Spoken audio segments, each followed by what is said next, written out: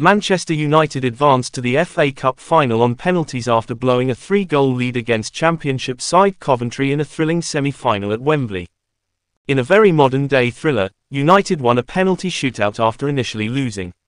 Victor Torp's effort in injury time in extra time was ruled out for offside by video assistance referee Peter Banks, limiting a fantastic game to that point. However, after Bradley Collins saved Casemiro's opening kick, Andre Onana denied Callum O'Hare, and Ben Sheaf was disturbed by some verbal jousting, and the Coventry captain missed. Rasmus Højlund won it. It would be interesting to see what United co-owner Sir Jim Ratcliffe thought about it. Sir Alex Ferguson's job was saved 34 years ago thanks to Mark Robins' FA Cup goalscoring heroics. Who knows how much harm Robins' Coventry side has done to Erik ten Hag's prospects of preserving his position.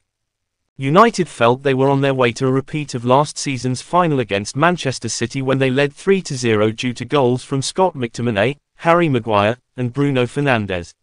However, in front of Ratcliffe, who had finished the London Marathon earlier that day, co-chairman Joel and Avram Glazer, and new technical director Jason Wilcox, United collapsed, and Coventry took full advantage.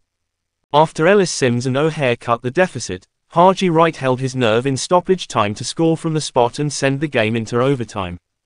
For a brief moment, Torp led ecstatic Coventry fans to believe their squad would return next month to try to replicate the Sky Blue heroes from their 1987 victory over Tottenham. That was not to be. But when it was all done, it was the Championship players who received the ovation of their fans while Ten Hag and his men walked meekly to the dressing rooms.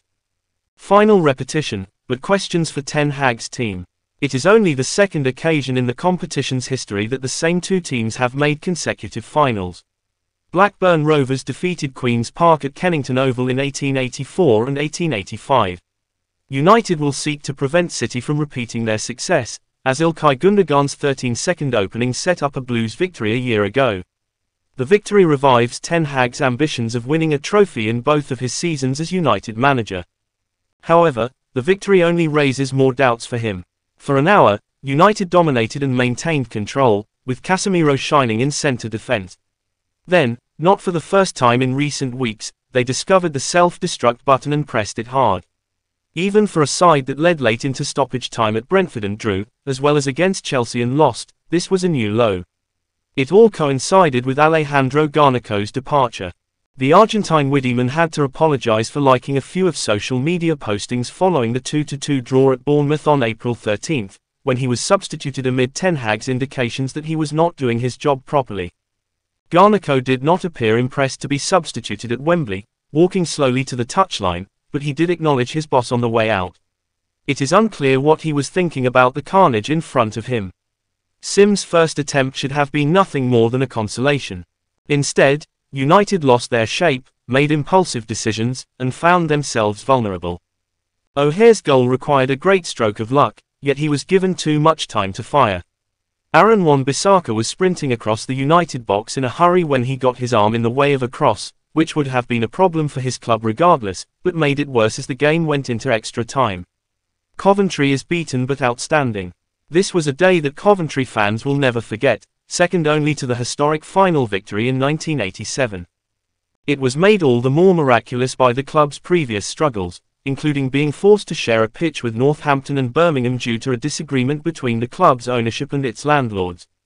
That anguish must have been on many players' minds as they celebrated their loud and colourful support at the finish. While the United end was almost empty, many of Coventry fans stayed and shouted as defender Joel Latibeaudiere gave a TV interview.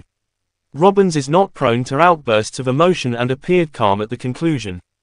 But on the inside, he must be torn between pride and pain, knowing how close his team was to becoming the first Championship team to reach the final since Cardiff in 2008.